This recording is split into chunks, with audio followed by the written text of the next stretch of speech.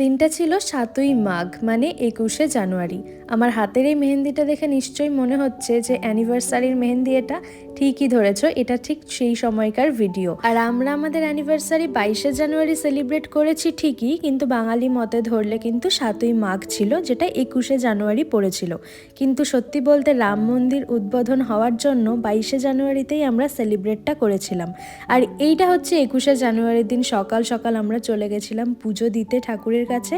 কোথায় সেটা নিশ্চয়ই আর বলার প্রয়োজন হবে না, কারণ তোমরা বহুবার আমাকে দেখেছো যে আমার স্পেশাল দিনগুলোতে ওখানে গিয়ে পুজো দিতে।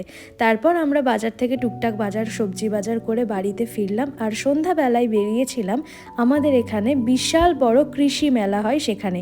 যেই মোমবাতিটা দেখলে ওটা খুব শিগগির আমার ঘরে তোমরা দেখতে পারবে। ওই মোমবাতিগুলো না একদম মনে হচ্ছে যেন রিয়েল, এতটাই সুন্দর ছিল। আর আমার মেহেন্দির রংটা দেখো সেকেন্ড দিনেই কতটা সুন্দর এসেছিল।